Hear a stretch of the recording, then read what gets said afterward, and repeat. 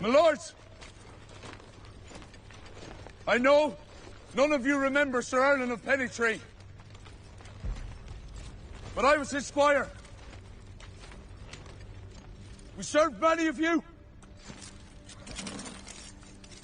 ate at your tables, slept in your halls.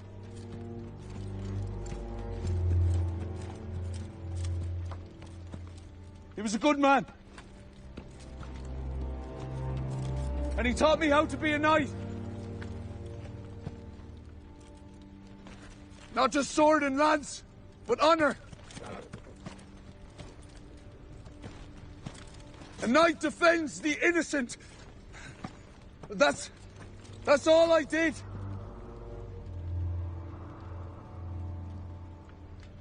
I was not Sir Erlen's blood, but I have followed his example. As your sons will follow yours.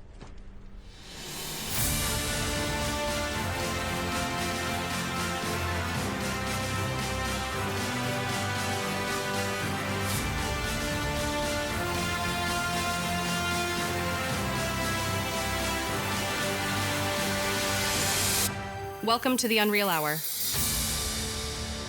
Hi there and welcome to our show. I'm Fiona. And I'm Emma. And this is episode 23 of A Cast of Ice and Fire.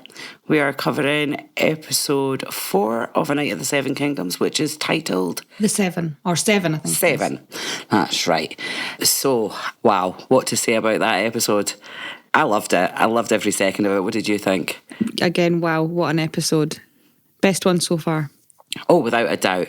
There was very little action, but I'm still going to give it a 9.5. Lots of drama. Lots of drama. Fantastic dialogue. Wonderful to see these scenes played out on screen. It was a lot of it verbatim, line for line. There's a couple of slight differences to the dialogue, but they were minimal from the book. It was a very faithful episode. But yeah, again, seeing it played out on screen just adds that extra edge to it. It's everything I hoped it would be. Yeah. Very good. So, interestingly, it got a 9.7 on IMDb, 9.7, which ranks it third out of all of the episodes of Game of Thrones, House of the Dragon, and A Night of the Seven Kingdoms put together.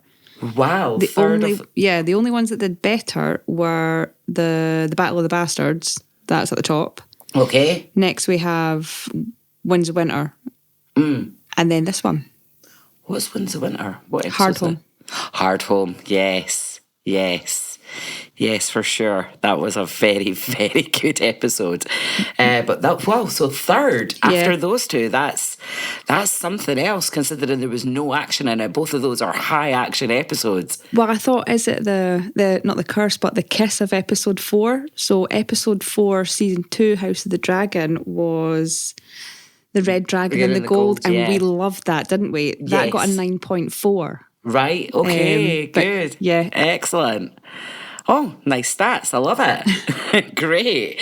It's strange, though, that, with zero action, that it would get such a high rating, but it was very, very moving. Yeah, fantastic drama. Yeah, without a doubt. And that's what this story is. It's about people, not battles and lords and kings and queens or anything like that. Well written and well directed, wasn't it? Very well directed. So it was directed by Sarah Adina Smith. Again, she's really starting to grow on me. I really like her. And written by Aziza Barnes, Annie Julia Wyman, and Ira Parker. So fantastic direction. Writing, adapting for screen, absolutely, they've done a great job. But like I said, dialogue-wise, word for word, almost, that was George. That's all George's dialogue, and that minus a fart. Yeah, George didn't write the fart, but the fart did sum up everything George wanted that character to say. It had the desired effect. It certainly did. But yeah, it's just a testament to what a fantastic dialogue writer George is. It's not just about world building and characters, but just the dialogue is so rich. And I think that That really reflected in later seasons of Game of Thrones. Yeah. For sure. And this episode has come back to show us exactly what George's dialogue is like. Very, very happy. So, opening scene. I thought the opening scene was beautiful. I really liked the stars It going was into cool. the cave. It's not a cave. the stars going into the cell ceiling. Yeah, it if you was will. really cool the way it was done. It was like that Starry Night, you know, that's what an hedge night. Wee bit of normally looks like. symbolism there. Yeah. The shooting star it's kind of symbolises it's Dunk's shield, isn't it? It is. And then it's kind of symbolising Dunk's lack of hope. Yeah, yeah, for sure. The cell was really cool. It was really cool. Do you know what it reminded me of, actually? Like, you know, being Edinburgh girls and that, the vaults. Yeah. Very much. Did you ever go to that practice room that we hired that was in the old town? That was one of the vaults. It was an arched stone room just like that, with the ceiling just like that. I think I do remember. Yes, I do remember. I think you did. I think when I went there, it was roughly we were in bands It's together. not a time in my life I remember a lot of. Not me neither, but it's very I think I have easy. a vague memory. So for those of you guys that don't know, Edinburgh is filled with an underground city that's like vaults like that. Some of it's for tours, some of it's completely closed off to the public, but some of it is dank old nightclubs where the condensation gathers on the roof and people's sweat drips on you. But so I can almost relate to what it's like being in that room for Dunk. Really low ceilings, this arched ceiling, you feel really closed in. It's quite, if you have any issues with claustrophobia, these are not the rooms for you. No, not if you're nigh on 7 foot tall. No. A seated position. For sure. Oh, did you see him on his little stool? They must have got him the tiniest stool they could find. Let's get a little kid's toy stool for Dunk to sit on.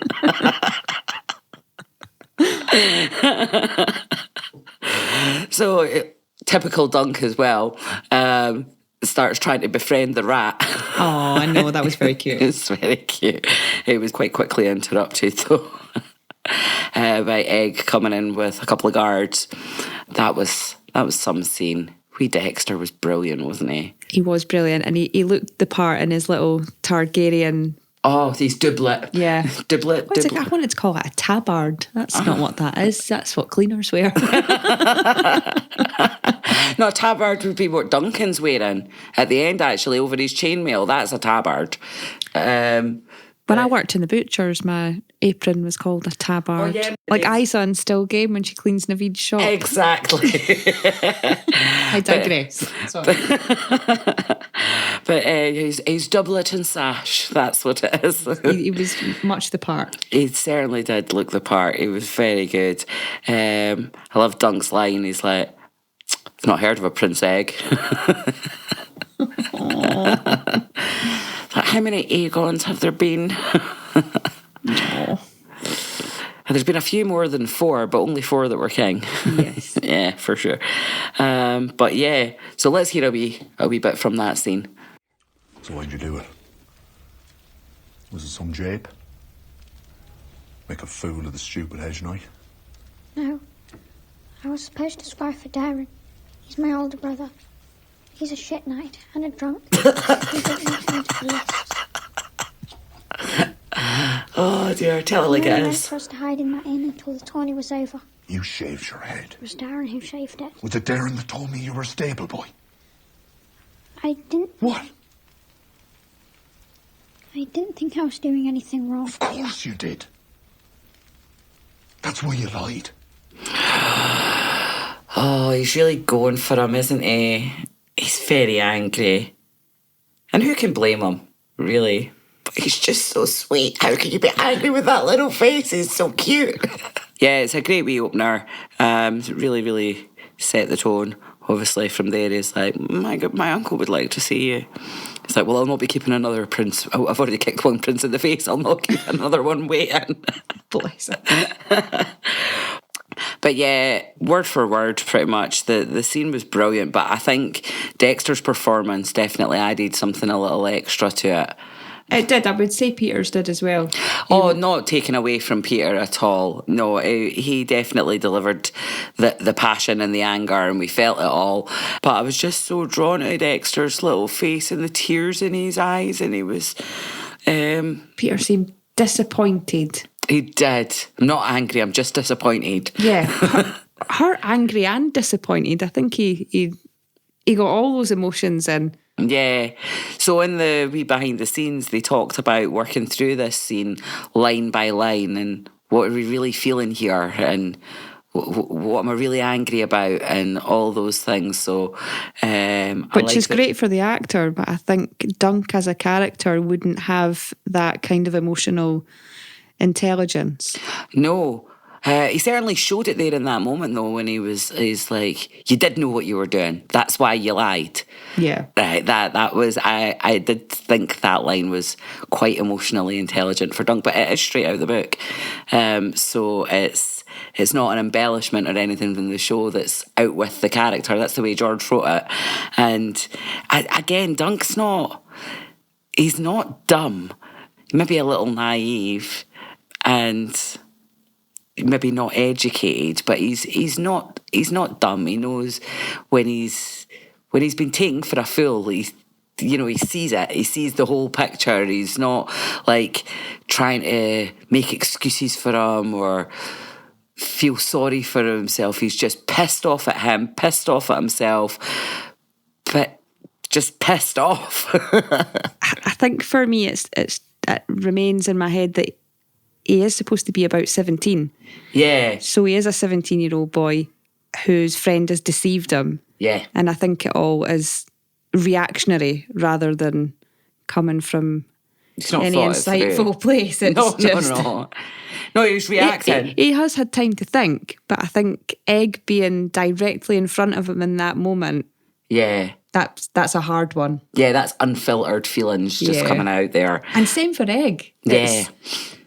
Yes, he started to make his wee excuse and then he realised at one point Dunk's too angry and he's just like, I'm really sorry. That's all. I'll shut up now. Abort. I'm just sorry, okay? That's it. That's all I've got. Yeah, his tears say 1,000 words, don't they? And yeah. The bit where Duncan says, dry your eyes. I know. And it's not in a nice way. No, so I don't want to see your tears because they're making me feel bad and I want to feel angry. Yeah. And also maybe a little hint to maybe that's how he's been raised by Sir Arlen as well. Yeah. So from there, obviously, we go in to see Baelor, and I loved this scene. I thought it was really cool. I think I just love Baelor. Yes. Every single scene, I'm like, he is awesome. He's just got a presence about him. And the character is supposed to, but Bertie is playing it so well. He's nailed it. Like, I loved him in the book. Yeah. And it hasn't diminished anyway on screen. Not at all. He's fantastic. And there's something like I've seen tiny snippets of Bertie in interviews or behind the scenes stuff and everything, and I'm getting the feeling he's a fan. Like he's got that. He's really thought about his role and who this guy is, and the nobility and honour, and the fact that he's a bit of a nerdy scorecard keeper of tournaments and all these things, and he's really thought about his character, and it all comes across in every single line that he delivers. The way he holds himself, the way, paces around the room, just commanding respect everywhere he goes. Brilliant. What a guy. What a guy. I love that line as well. It's like, Egg should have come to me, instead he ran to you. That was no kindness. Yeah, it's true. Yeah. It's true. He's like, I wish Sir Duncan had killed him. Aerion is your brother, and the Septons say we must love our brothers. Well, I mean, that's a loaded statement, isn't it? Well, it's not we must love our brothers. The Septons say we must love our brothers. Yes. And I'm feeling some sibling rivalry maybe coming through there on his part as well. I mean, he's the top dog. He's the oldest brother. He's the heir. So he's got no need to compete with his brothers. But something about that felt less like advice and more a little bit personal. yeah. I mean, I suppose he has nothing in common with Ares. Ares is very bookish, and then he has, Rhaegal's a bit cuckoo for Cocoa Puffs. So he probably doesn't connect with those two brothers in the way he would like. So maybe that's what he's referring to. Or maybe he's just referring to the fact that your brother's a cunt, but we've got to show it right in his front. Or maybe it's all of the above. Yeah, I would say so. It's like when you're told, oh, well, you can't pick your family. What a bet. Watch me. Some of them can stick around. Some of them. But yeah, brilliant scene. So let's hear a little bit of Bertie. My brother Maegor returned to the castle a few hours ago. He found his son Daeron drunk in an inn a day's ride to the south. I know it. He told my brother that a huge robber knight made off with Aegon. I fear you have been casted. Jeez. He's lying. I left that inn 4 nights past. Prince Daeron did not pursue his brother's captor. Seemingly not.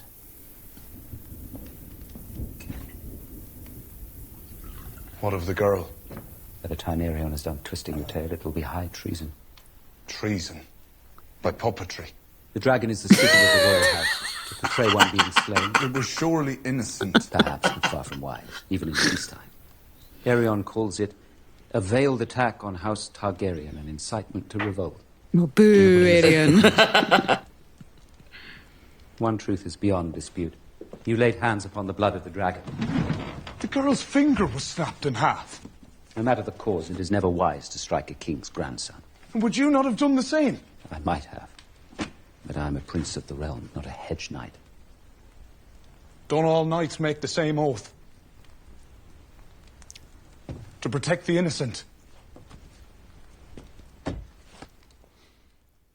I think that last line there might have been what... The decider. The decider Yeah. that got Baelor on his side in the end. I think Baelor spent the rest of the day ruminating on that statement. Yeah, there was a bit of a checkmate there, wasn't there? There really was. The conversation is brilliant. In the book, though, Dunk doesn't say all that stuff about, oh, it was deserved and blah, blah, blah. A wee bit more of that comes after that wee bit of the scene. It's more Dunk's inner monologue. He thinks it. Mm-hmm. He's like, he would have said blah, blah, blah, but he didn't see the point. But in this scene, he actually says it out loud. They've made Dunk a wee bit more verbal in his outrage. For puppetry. I'm sorry, I couldn't hold that in. Oh, you don't have to. That's why we do these. Oh no, honestly, it was such a serious scene, and there's just one line in the middle. Tyrion will have it done for treason. What, for puppetry? Oh dear. Oh, so but the whole episode is just littered with these little one-liners of gold. And that was definitely one of them. So obviously it goes on from there to say that, so how good or night are you? And I asked the question again because you're going to have to deal with my wee brother and he's pissed off. Maybe he means Maegor. I've got to love him, even though he's a surface cunt. There was a lot of bickering going on between them. There was. Right, so let's just talk about like what's happened there, what's been said. Like Daeron has cast him as this robber knight. Again, which is really funny. I just get, while we were listening to the clip there, I was just went through my head was, it wasn't me, it was the one-armed man. Oh dear. Like, it's just, and when you finally meet Daeron, that line makes so much more sense as well, because he's just like, oh yeah, that is totally something he would do. It was to me, Dad. I've not been sitting here getting drunk for 4 days. It was the big boy and he ran away. Funnily enough, as he's cast Dunk as this like big robber knight and all the rest of it, and he has actually no recollection of meeting him. Apart from his dream. Yes, apart from his dream, yeah. And I think he maybe just drank that dream away and then didn't think about it again until he sees Dunk again. Yeah. But yeah, he didn't even, it's like, whoa, did I say that to you? But that's later. We'll get to that. So, you got any other thoughts on that scene? As the scene moves on, yeah, I think when Egg comes in. Oh no, Egg was out there at the beginning and he sends him it? out. That was it. So yeah, there's a bit of the beginning with Egg. I like that that Baelor says to Egg, pour a cup of wine and don't spill it. Yeah. Because you've done him enough disservice or something along those lines. And Dunk sticks up for him. Although he's absolutely fizzing, and you can see Egg's wee face go, oh, he still likes me. Yay. He's not going to be mad forever. He's still mad now, but not forever. But he's still mad now. Just pour the wine. Yeah, don't poke the bear. Definitely not. But yeah, he couldn't help but stick up for him. They're bonded now, aren't they? They are, and it's a testament to Dunk and how loyal Dunk is. It doesn't matter what situation he is in. Yeah. He still does the right thing and says the right thing. It just falls out of his mouth. Aye, it does. It just happens. He certainly doesn't think it through. No. So, from there, we go to this weird sort of council meeting. Again, there's another great one-liner. There's a few. What were you thinking of? What the fuck is a trial of 7? Yeah, totally. I was a wee bit like thinking about that clip because one, he doesn't say it in the books. He just goes straight into are you just trying to like get out of fighting him? I do like. There's a wee sort of lore drop bit in there though, because it's what the fuck is that? What the fuck's a trial of 7? Well, it's come from the Andals. Oh, well, if it's the Andals, then I love okay. that line. That was my favourite line. Oh, well, if the Andals did it. Yeah. Like, so sarcastic. It was brilliant. I love that line. I think Maegor's sarcasm is one of my favourite things in this, I have to say. He's doing a really good job. Oh, well, if the Andals did it. Actually, the last time there was a trial of 7 in Westeros, it was under Maegor the Cruel. Oh. So Maegor, this is when Maegor tried to usurp the throne. He first went to Dragonstone, got crowned. Then he turns up at King's Landing. And the warrior sons were guarding the city at this point, who are like connected to the faith. It's like the faith militant of the time. So Visenya makes this declaration: any man that wishes to challenge my son's rule as king, let him come down and, bear steel and, back up his words. And the warrior sons are like, aye, right, we're in. Let's go. And they were like, in fact, let's make it 7 against 7, like the Andals of old. So this is the one where they fight to the death. Like 13 of them go down, and in the final blow, as Maegor kills the last guy, the guy clouts him in the head, and then Maegor's like unconscious for like 3 weeks, I think, after that. Best place for him. Has a wee coma to himself for a couple of weeks, but he does survive, and therefore nobody argues against his rule for a while. But that was when Maegor took King's Landing, when he usurped his brother. That was the last time there was a trial of the 7 in Westeros. And in fact, I don't know any other records of any other. It's just an old Andal custom. Now, if the Andals are supposed to have been in Westeros for, say, 4,000 years, and they're calling it a 6,000-year-old custom, so something from back in their homeland that they've brought with them but never had to put into practice. Except that one time, Maegor did it. It would be Maegor. Which is interesting in its own part, because Daeron, been studying the histories of Maegor the Cruel, have you? Yeah. Small spoiler, he calls his son Maegor. Oh, well, there you go. He's a fucking fangirl, isn't he? Yeah, exactly. So, yeah, we interesting fun facts, or fun history facts there. So, yeah, the thing with the nuts.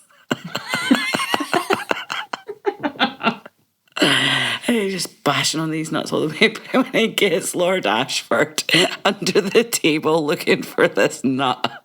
That was so cringe. It was awful, wasn't it? I love Leo Tyrell's face though when when he sort of nods, Arian nods. I'm going. You got to pick that up. And Leo looks up and says, "Go on then."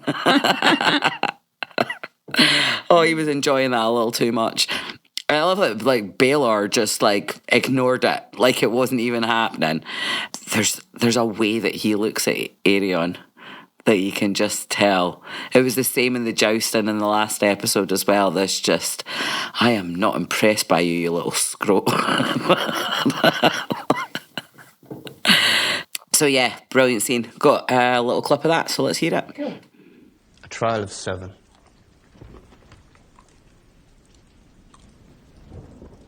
That is my right, I do believe. What the fuck is a trial of 7?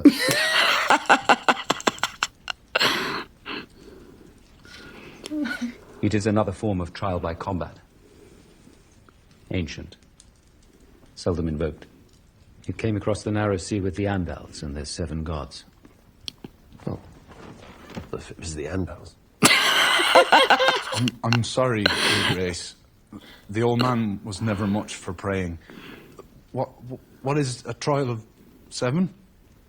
The Andals believed that if 7 champions fought, the gods being thus honored would be more like to intervene and see the guilty party punished.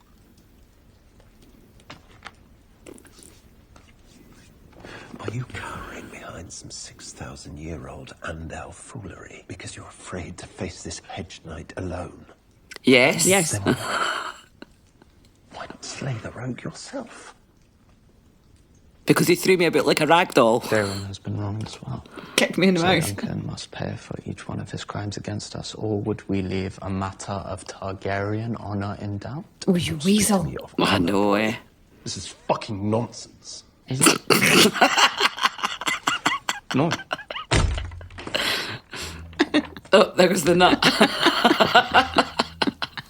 And listen to the music. Aerion is within his rights. We have no choice. A trial of 7 must be held at dawn. What does that mean? That I must fight 7 men? Do not play the fool. It must be 7 against 7. You must find 6 other knights to fight beside you. But I have no one else. And if a cause is just, good men will fight for it. If not, it will be because you were guilty. At this point in the book, Duncan thinks, what, guilty of loosening a tooth, and I've got to die for that, do I? Yeah, that's right. But yeah, great scene. It's so awkward. I love how it opens and like Arion's smashing the nuts and everybody's just sitting there looking around looking really awkwardly, and Dunk's like, it's like he forgot what he was saying and he's like, trial by combat. That's what I'm here. I want a trial by combat. He's just got this incredulous look on his face like, what the fuck is going on in this room? Aaron's a spoiled little twat, isn't he? Oh, it's so bad. And you can tell that, like, Maegor doesn't, like, he's not coddled in any ways. Like, Maegor's very straight to the point with Aerion. I don't feel like he's coddled, and he's still a cunt. He's just a horrid person, isn't he? There must be some... He's just got the shithead gene. He really does. Yes, he really does. It skips a few generations, but it rears its ugly shithead every couple of generations or so. I mean, Daemon definitely got it, but at least he got it with charm. Or is that just the way Matt Smith plays him? I think that's all Matt Smith. It might be. But yeah, great wee scene. It was also hilarious at the end of the scene where Maegor just grabs him by the scruff of the neck and drags him out of the room. Lord Ashford's still on the floor trying to find the nut. Or he's just found it. He's like, hey, I've got it. There's nobody here. Yeah, cool scene. So from there we go to... Dunk goes back to camp in the piss and rain. Of course it would be piss and rain. I mean, it was a rainy sort of day, wasn't it? Correct atmospheric weather. Yes, absolutely. And I love it when they go back to camp and he in this tiny little scene with Raymond Fossoway before they go indoors. He's like, were you talking to your horses? That's fucking mad.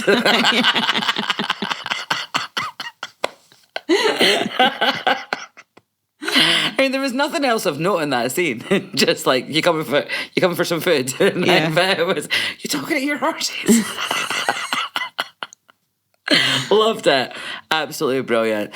My notes now say, us Fossoways were here long ago, blah, blah. Oh, yeah. I had to... When I was watching not the behind the scenes, the wee inside the episode thing, and there was a wee interview with the actor that plays Stephen Fossoway. What is his name? There he is. Edward Ashley.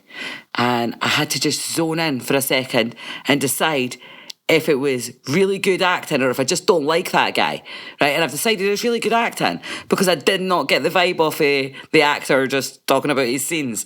But every time I look at that guy in scene, I'm like, oh, I really didn't like him. There's something off with him. And I know what's off with him because I know what he was going to do, right? But even without knowing that, there's just something, even during that little speech there when he's saying, you'll not die on my watch, Sir Duncan. And he's, I've got people, I'm behind you, I've got people. I'm still feeling like, nah, I didn't like you. He's playing that dickhead thing really subtly. It's there, even though there's been no reveal of what a level of a dickhead he actually is. No, the only insight we've got is from Raymond Fossoway saying that he'll smash knees and hurt people that he knows he's going to be up against that day in the tourney. So we know that he's sneaky. We knew that he was sneaky, yeah, for sure. But there's just something about the tone in his voice and his wee pursed lips that I just want to punch in the face. But apparently it's not the guy's face I want to punch because the guy's actually all right. He's just doing a really good job of playing the asshole. Watch out, Edward. His eyes are super intense. I've wrote that as well. I'm like, there's something just super intense about his eyes. But no, I don't get that from the actor, just in the scene. Great actor. Yeah, definitely. Sometimes that's how I tell. I'm like, I can't decide whether I don't like you overall or if it's just the character that you're playing really well. So he makes big promises saying he's going to get Lionel Baratheon. Lannister? It's Daemon Lannister. Mm-hmm. Daemon Lannister, Otho Bracken. You will not die on my watch, Sir Duncan, as he said. And right up until that point, I was getting, I'm just here for the gossip vibes from him. Like, he's just there for the gossip. But at that point, it was almost like, just for a second, like it was real. Like I found myself, even knowing that he's going to stab him in the back, I even almost believed him just for a second. So he's doing a good job. Do you have any notes or thoughts for that scene? Well, as we know this week, I have no notes. I am winging this 100%. My notes are very conversation prompty. As opposed to anything of substance. But that was just one of those episodes. I'm not going to lie, I watched it 4 times. So it was out on Friday. So I watched it Friday, I watched it Saturday, I watched it Sunday, I watched it today. And only today did I actually get around to taking any notes on it. And only because I had to. Because there was just this thing sitting with me all weekend that it was just so satisfying that I almost didn't want to dissect it. Yeah, I get that. Yeah, I'm glad it wasn't just me. But still, loving what we're doing here, loving dissecting it. But I just wanted to let it sit and breathe for a couple of days there. I'm glad it came out early, giving us the chance to do that. I also watched it Friday and then didn't watch it again. Not because it wasn't great. Because you didn't have time. I didn't have time. But it was nice to see it early. It was. It was good. I did quite enjoy that. So thank you, Super Bowl. So technically it's the same scene, but they leave and Daeron comes in and announce that Maegor and the Kingsguard are joining Daeron and Daeron in the 7. So that makes 6. Yeah, Maegor, Aerion, Daeron, and the 3 Kingsguard, which is Roland Craig Hall, Donald of Duskendale. And there was a third one who was just hanging around in the background. We didn't get his name. Can't remember what his name is. Give me a sec. And that the third guy was Sir Willem Wild. And on the other side, we have, although Dunk doesn't know this yet, but we've got Lionel Baratheon, Humphrey Harden, Humphrey Beesbury, Raymond Fossoway, and Dunk. And of course, Baelor Targaryen. That's only 6. Who am I missing? Robin Riesling. That's who I'm missing. Robin Riesling. Who was just like up for a Pagar, really. We'll get to that. We'll get to later that scene. I've got a clip for that later. But yeah, we've got this scene with Daeron, and obviously Dunk is pissed off to see him. He is not happy at all. Daeron is. I liked him. I really that's right. He has a pop at him, doesn't he? He does. Like, given the circumstance, Dunk. I know. Reel it in. Raymond's like, Dunk, don't do it. Don't do it. Abort. It's like, they can't kill me twice. Well, true. But yeah, there's a few good moments in this scene. So I clipped this little bit. Let's have a listen. I can bring people, sir. Knights, I can. I'll be fighting against your family. My father will be well guarded, and you won't kill Daeron. He told you he'd fall down. I think in the book he says lying in the mud or something. You'd see him dead. When I was little, Arion used to come into my bedchamber at night, put his knife in between my legs. He had too many brothers, he'd say. Maybe one night he'd make me his sister, then he could marry me. Raymond Fossoway, guys, look at it. Meg has the truth of it. And he threw my cat in the well too. He says he didn't. She did. All right. What a bastard. I know, eh? He thinks he's a dragon in human form. That's why he was so wroth at the puppet show. A pity he wasn't born a Fossoway. Then he'd think himself an apple. We'd all be a deal safer. Steal back to the castle. Sir Duncan. Raymond kind of looks like he wants to go for Daeron himself in that moment. Yeah, it's a good scene. But yeah, that was very funny. When he's... Raymond just starts sniggering. He's like, shit, sorry. I couldn't hear myself. That was funny. But then when, like I said, when Daeron gets one back on him, Raymond's like, oh aye, big boy, you want to fight? Like, it's that easy done. That's how easy you can get yourself into the shit. And like, all it takes is one fucking smart arse comment for a prince, and your wee temper gets in the way, and everything goes to shit. But to be fair, a lot of these princes do really need a punch in the face. Daeron's not that bad, though. No, he doesn't. I do really feel sorry for him, to be honest with you. He seems very burdened. Yeah. He's no a drinker because he just likes getting pissed. He's not a waster. You know, he's drowning out these dreams. And as a consequence, he now is a waster. But these dreams have plagued Targaryens for centuries. We know, at least going back to Daenerys the Dreamer. They've all dreamed these really heavy, doom-like prophecies, and some of them have coped, and Daeron's an example of not coping. He's really burdened by it. He just wants to shut it out.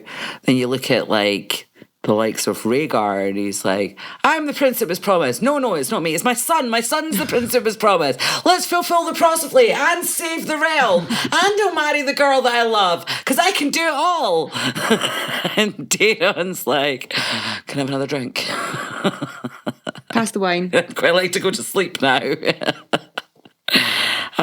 Seems bizarre, though, if it's your dreams that you're afraid of, that you would have more to drink and fall asleep again. It's kind of counterproductive, isn't it? It is. It really is. Bless him. I'm not sure in that fantasy time period if they would have been aware of REM sleep. No. And how alcohol has an effect on that. Probably not. But yeah, you think that sleep equals dreams, equals trying to avoid dreams. So no, but alcohol does affect your REM sleep. You don't have a lot of it, so I suppose logically. Yeah, I suppose, yeah. I mean, what you're really looking for is the medieval equivalent of amphetamines.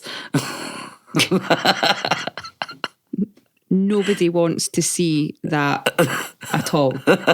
Nobody. Dragon Riders on speed. No. No, definitely. I think you could be right there. So let's hear Daeron talking about his dreams. I dreamed of you. You said that. At the end. Did I? Well, my dreams are not like yours. Mine come true. An impressive talent for an unimpressive man. Another one of life's little ironies. But I have seen you, sir. And a fire. And a dead dragon. A great beast. With wings so large they could cover this meadow. It had fallen on top of you. But you were alive. And the dragon was dead. Did I kill it? That I could not say. We were dragon masters once. Hard to believe. Now they're all gone, but we remain. I don't care to die today. I don't care to die either. It may be that I've killed you with my lie. And if so, I'm sorry. Oh, bless. I know. Some kind of hell, I know. Likely one without wine.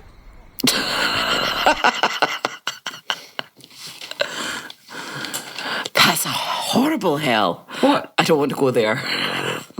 So yeah, the Daeron's obviously having an ominous prophetic dream there, and for those of you that do know what that dream symbolises, yay.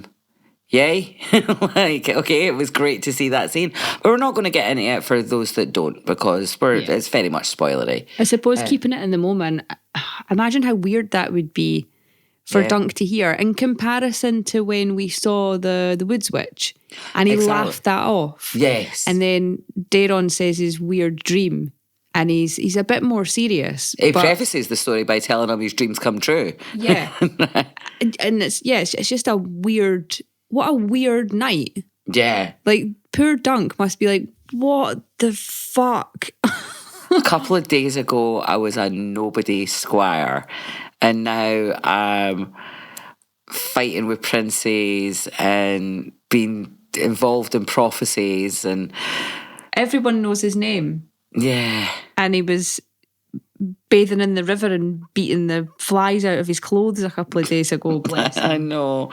Now everyone knows who he is. This was not the notoriety he was looking for. No. No, it's all going tits up. Poor Dunk. And now he's got some crazy prince prophesizing. I was like, give me a break. Oh my God, am I going to kill a dragon? Am I going to kill... But there are no dragons. I don't get it. He must just be like, right, that's enough. It's symbolism, Dunk. I want to say that. My usual one when I've had enough is, right, that's enough internet for today. Yeah. Dunk's there. Yeah. Like medieval. That's enough Daeron for today. This is enough High Court for today. This is enough Targaryen for today. Yeah. I've had enough. Take Egg with you. Bless him. Oh, Egg is so cute in that scene though. He's like, oh, I'll get you people. I know people. Wee man's no lying though. Wee man's got peeps. Yeah, he's got connections. Absolutely. So from there, the final scene before the new dawn, and it's Steely Pate which I kind of love. Well, actually, sorry, just before Steely Pate, Dunk goes wandering around the wreckage of the puppet show. Oh, yeah. Yeah, and I read this scene in the book earlier today, actually. I was refreshing myself on the fight because we had asked last week if the guards had been that involved. Oh, yeah. Yeah, they were. Okay. Yeah, that was very much in the book. The guards had been trashing the place, pulling out all the puppets and wrecking their sets and kind of having a bit of fun with it as well, while Daeron was breaking Tanzel's fingers. So the guards were like any excuse to riot. And they definitely did the damage. The place was a mess. And of course, that's when Steely Pate comes in and is like, I've got your shield. Come on. So Tanzel and that taken off to Dorne. The whole puppet show troupe, or the whole Mummers troupe, that's what they're called. Which seems like a nice relief to Dunk. She's not going to be tried for treason and executed. Absolutely. Good for her to get the hell out of Dodge. So it was worth it. Yes. Because he did save the innocent. He did. Her fingers will take a wee bit of time to heal, but she'll get there. Yeah. Hope it doesn't affect her painting. But I don't think he ever sees her again. Or nothing in George has written so far. But I believe there are things that George has said, I couldn't quote them, things that he said that implies that maybe in the future they may reconnect. That would be nice. Would be nice. Even a convo. Yeah. There's a wee text or something. Drop him an email. Buymeacoffee.com. Absolutely. Let's hope that they do reconnect in the future. And this is one of these good things. It's like, while we know the story, it's not finished again, so we don't know like the ins and outs. We know ultimately where they will all end up, but the journey, how they get there, that's still unknown to us. So I'm quite looking forward to that unfolding. I mean, even if that's too big an ask, if George could, like George is listening to this, but anyway, if George could just pop that in the World Book or on the wiki somewhere, just add that in, that they meet up and they have a pint. Aye. That would be nice. Or a baby. You know, Dunk's got them littered all over the Seven Kingdoms. Why not Dorne? Sir Duncan the Tall, the only man in the Seven Kingdoms to have made the 8.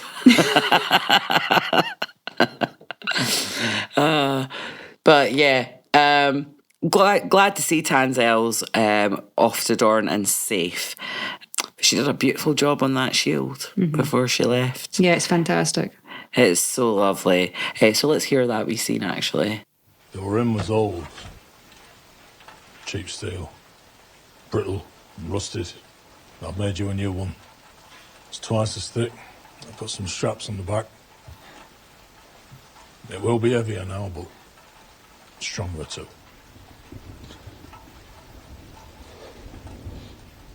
The girl did the paint.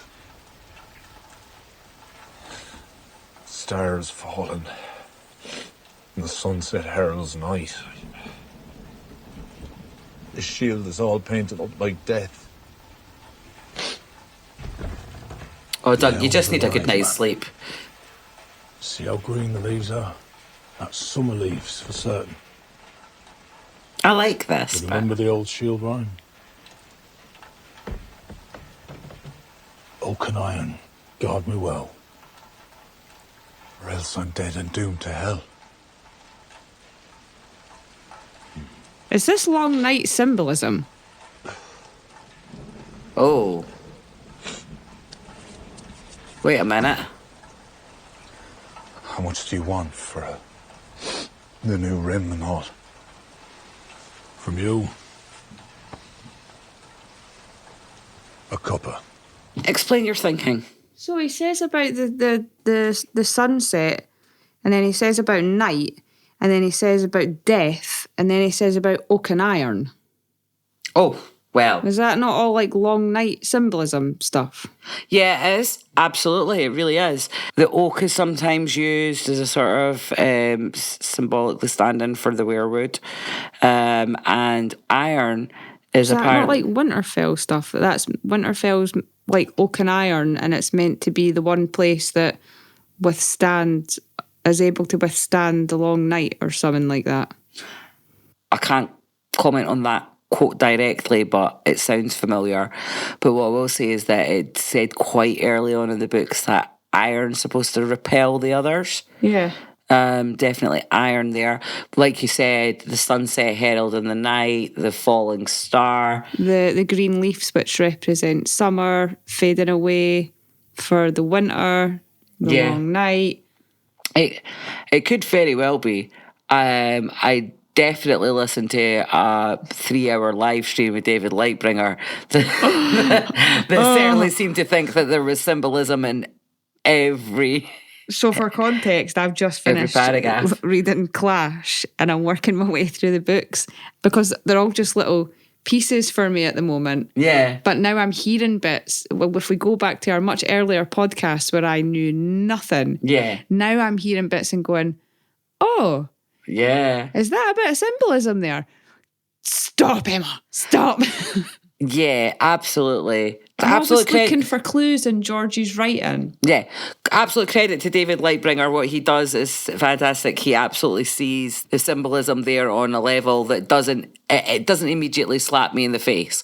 But as soon as I hear it, I'm like a face I can see it. That is a face slapper. Yeah, there's many of them. There's some of them that are so obvious that once you've realised it, it's so obvious. And then there are others that are more subtle. That is definitely one of the more slap in the face ones. I'll be interested to watch or find one of Lightbringer's videos after or about this episode and see if he mentions it and he can explain it to my brain. Maybe I could just send him a comment. Just ask him the question. I wouldn't even know how. I'm going to have to find out how to just ask. That's for sure. But yeah, definitely. There's definite symbolism all over the place. But yeah, that fallen star, the sunset herald in the long night. Yeah, for sure. So, where are we? Lovely wee scene though with Steely Pate. I love that line. Is like, how much you want for it? He's like, for you, a copper. So yeah, it was a lovely scene with Steely Pate. He's clearly on his side. He's got his hashtags Team Smallfolk. He's got his badge now.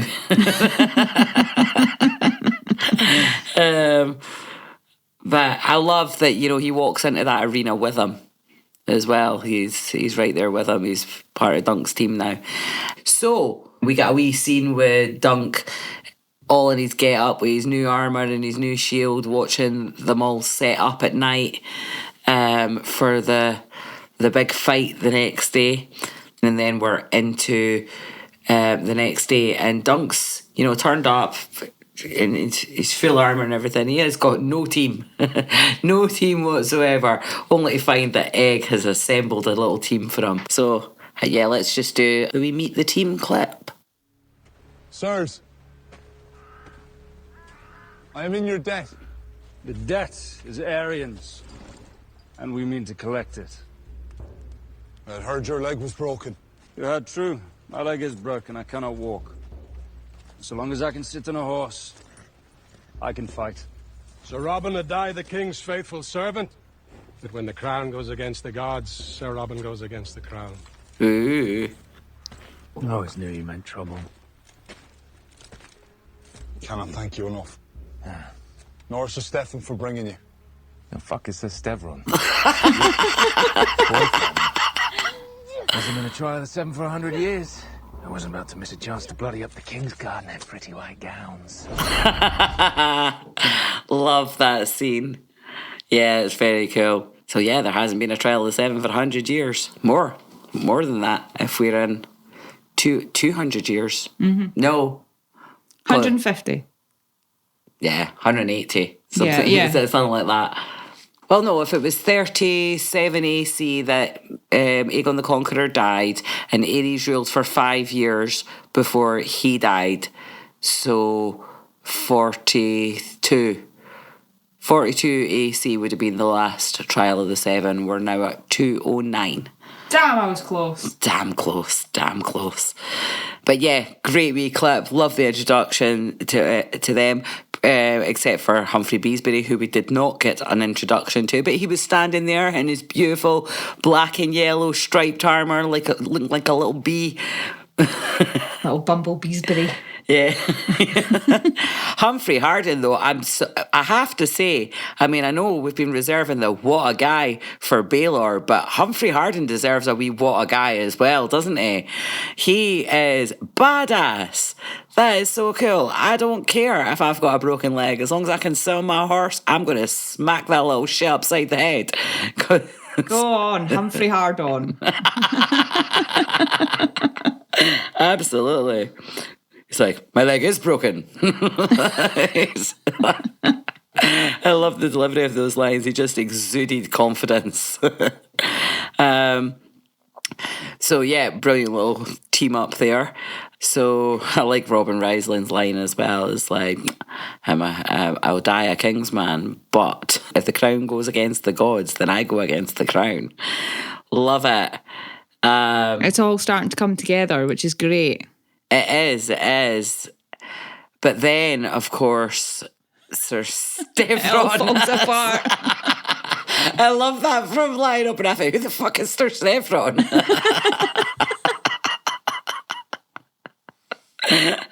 I know not this name you speak. But yeah, what a prick. Actually, let's just hear the clip of that.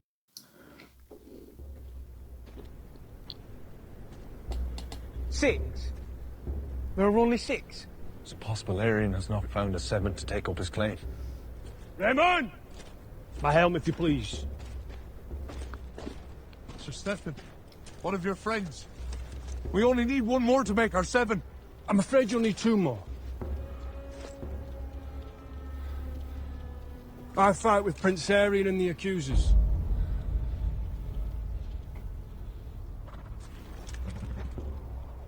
No, you told Sir Duncan to rely on you. Well, our prince would not have made me a lord elsewise, but for it thwarted Sir Duncan.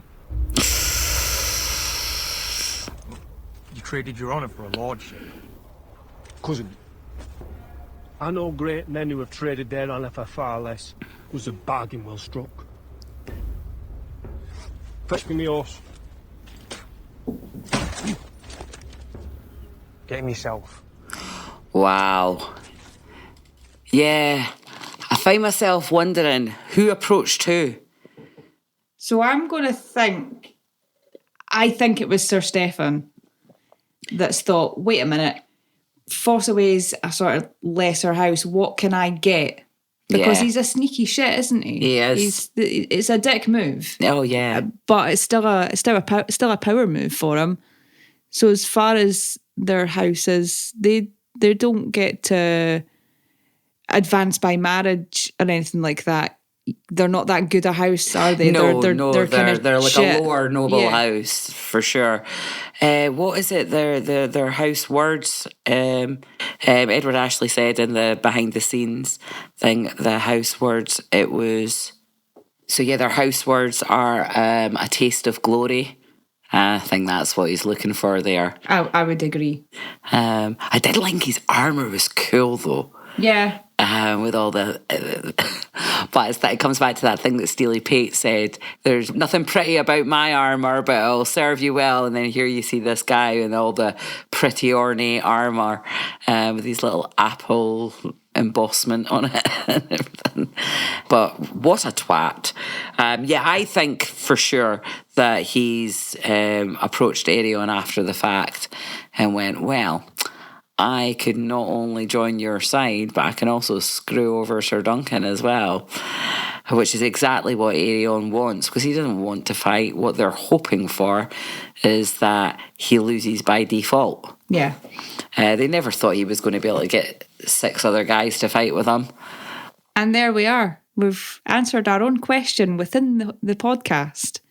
The reason that he's so...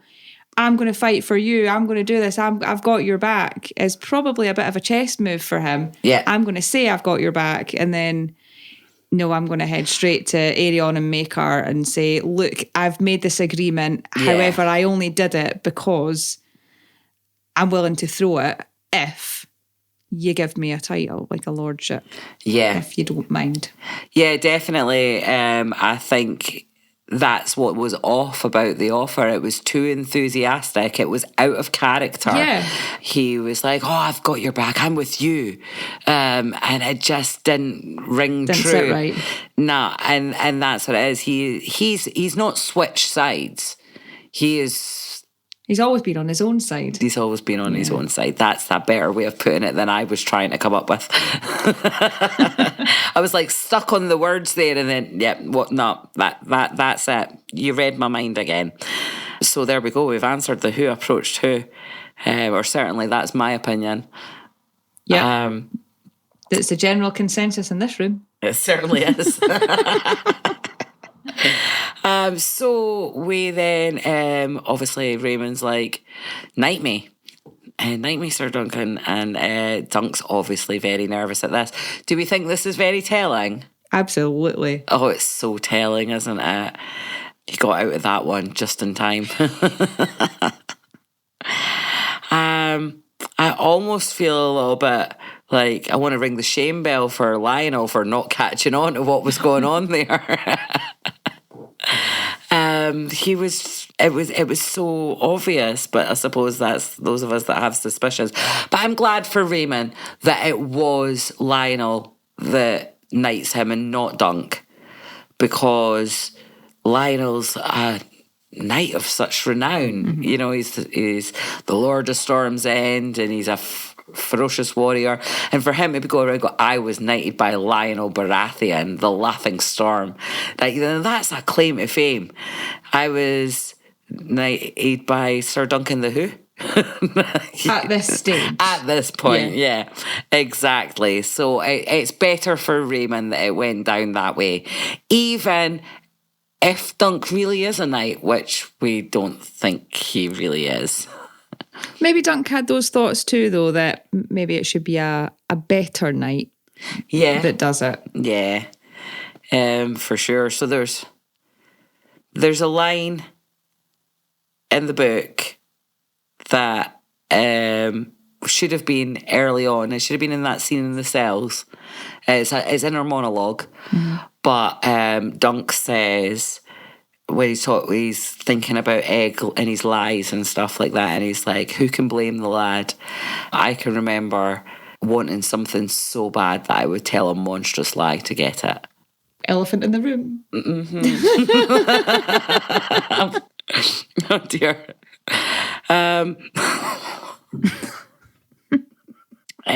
So we think that scene was definitely very telling. But let's hear a wee moment of those vows.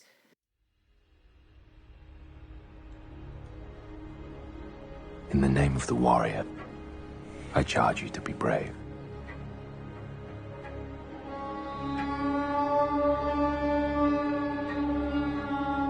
In the name of the Father, I charge you to be just.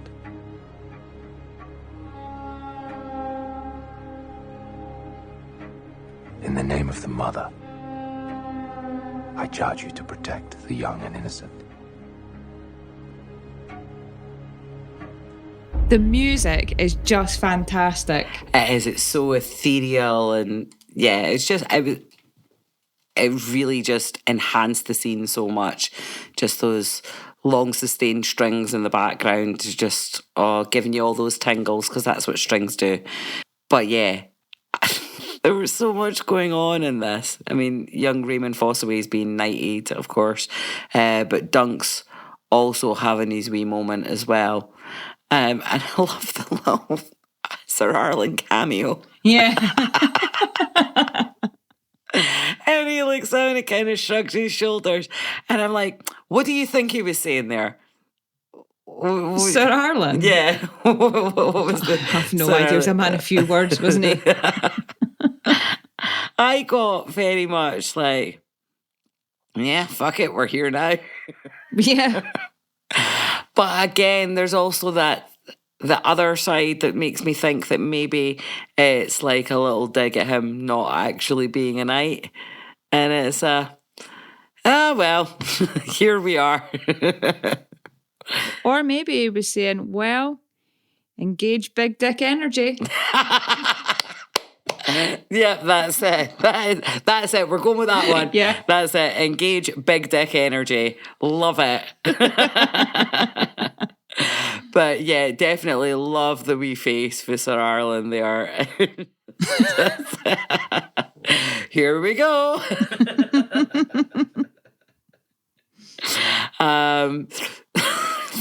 Big dick energy. Sorry, I'm going to be laughing at that all day now.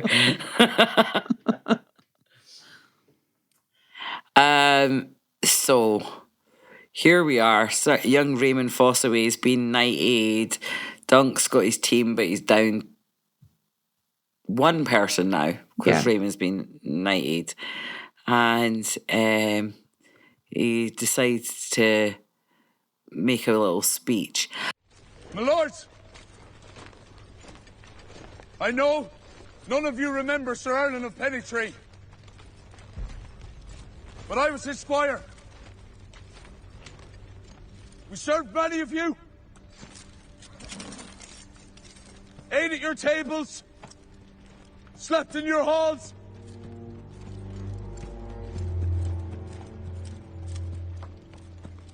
He was a good man. And he taught me how to be a knight. Not just sword and lance, but honor. A knight defends the innocent. That's all I did.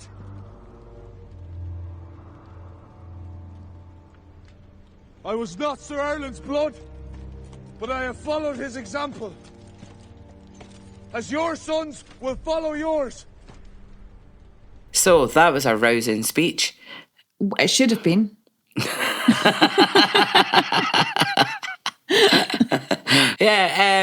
I mean, it should have been a rousing speech, but everybody just giving him blank stares there. And tough crowd. Very tough crowd. The moment with Otho Bracken, I'm assuming that's who that's supposed to be, because that is who in the book speaks at that point. Mm-hmm. And, you know, his moniker is the Brute of Bracken, and that guy definitely looked like a brute. Sounded like one too. Yep. Yes, he did. That was a brute too. But in the book, he said, more or less, I'm paraphrasing here, but that sounds like a you problem. I know you not, boy. Yeah. And of course, then Dunk's like well offended because nobody likes him. It's quite sad. But yeah, but I think the fart said that. Absolutely. I think it did. Like, there was two things it did in the scene. The fart, I mean. Yeah. The speech was great. Yeah. Although I get the point that it's Dunk not giving all of Dunk yet. No, not yet. No. He needed something else to kick him into gear, to kick everyone else into gear, and the fart did that. Yeah, it did. It also kept the comedy that we have within the show with the one-liners. It was just a one bum trumpet. It was in tone, in line with the tone of the show. No, I didn't mean. Oh dear! Oh, I just stumbled onto. It's a lowbrow.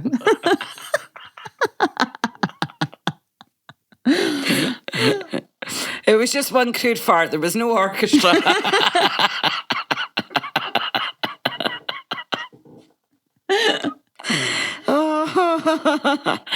Right, so where were we? We were discussing the tonality of Otho Bracken's flatulence. He did seem to have to stand up and get some gravity going there. He did. We really did have to squeeze one out for dramatic effect there. But it certainly didn't fall out. There was an element of, clench and release going on, I think. Yeah, that happened for sure. Moving on. How much analysis can we put into one fart? I don't know. I could talk about farts for the rest of the night, to be honest. It's a sad day when you can't laugh at a fart. It is. But yeah, so obviously that, like you say, this fart absolutely stirs up. Oh my God. I'm not going to be able to speak now. Everything I say, there's going to be a fart innuendo in there. Okay, right. Okay. Oh, let's just hear the rest of the speech.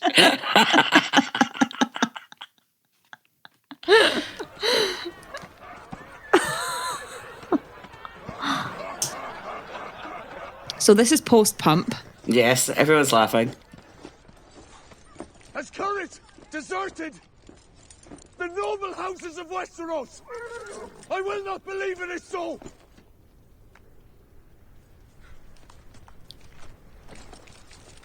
Are there no true knights among you?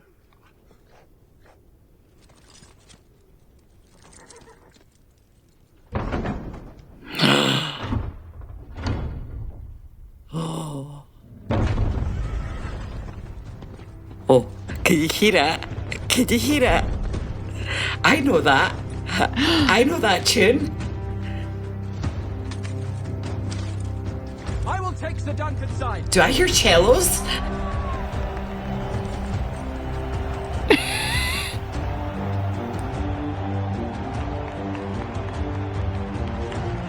Oh wow, now I have goosebumps. All the tingles. Of your senses. This man attacked my son. This man protected the innocent. As every true knight must. Yay! Yay! What a guy! What a guy. Definitely. And maybe use a little bit more of the Game of Thrones theme than I will be allowed to. If that suddenly disappears later, guys, you know why. Well, if you'd done that, you know, we could have used the Ray song. Baby, where the hell's my husband? What is taking him so long? That's the one. Oh, no, that is so moving. Everything about it was absolutely perfect. It was the exact right moment to bring that theme in. It was so tingly and moving. And Ramin Djawadi, we welcome you back. Although it's not Ramin, it's Dan Romer's arrangement of Ramin Djawadi's, which you pointed out to me earlier tonight, and I hadn't seen it because we just switched off at the credits, and the way it plays out at the end of that. Oh, I hope you guys lovely. listen to it all. It's lovely. So that classical guitar that we've heard all the way through Duncan Egg comes in again later on in the instrumentation, and we get this beautiful classical guitar version of the theme. It's not very long, but it just softens it, doesn't it? It's lovely. It's lovely. It's really good. So if you didn't hear that all the way at the end, go back and listen to the full thing, because it was just a brilliant way to bring the classical guitar that we've got used to within the Night of the Seven Kingdoms into the Game of Thrones theme itself, and it was so fitting and so perfect, and I love the arrangement, Dan. I hope Ramin gave you loads of praise for that because it was a great arrangement. And yeah, I was so happy to hear that theme. It was awesome. It's amazing what a piece of music can do to just lift a scene like that. And it just, they nailed it. They nailed it. In the behind the scenes, Sarah Adina Smith said that when they were filming the scene, even just like, just blocking it before it was even a scene with the actors in her head, and she possibly even out loud occasionally, she was like, do, do, do, do, do, do. It was her vision. It was just, this is the moment for it. And she was right. She was spot on. So moving. It was exactly how I wanted it to play out. Did you get all those tingles? I did. It was awesome. Can't wait for the next episode. Absolutely can. It looks fantastic. Seen a little preview. Not giving too much away in the preview, but It looks like we're maybe getting some flashbacks of Dunk's childhood to flesh it out a little bit. Oh, that'd be cool. It'll be interesting to see that. Not a perspective we've ever had before, not even in Dunk's inner monologue. Mm-hmm. So that'll be cool. And of course, we're going to see this trial of the Seven. So Morning stars and all. Morning stars, lances, swords. It's going to be brutal. Do we have any news this week? No, it's been a short week. I think all the news is just about the episode in general. Yeah. It's been greatly received. Everyone was glad to get it out early and got their comments out early, and everybody, all the fans are happy. I think that is this week's news. The fans are bloody happy. And pleasing Game of Thrones fans, not an easy job. True story. So, yeah, no news. We also have no RIP because literally no one died. No one died, not even symbolically. I think we have milked that for all it is worth. I think our next RIP section will be when someone actually dies. Yeah. And I'm sad to not do it. It's our first time. But I feel like we milked that all we could last week. Don't worry, guys. It's not gone forever. It is not gone forever. As you know, there's no happy endings in Westeros. No. If you think this story has a happy ending, you haven't been paying attention. That's it. That is We will find some sort of death. Yeah. RIP will definitely be back next week. And I'm so sure. will we. Yes, and so will we. In the meantime, if you want to get in touch, head over to theunrealhour.com. You'll find all our episodes and social media links there. Give us a like, follow, or subscribe.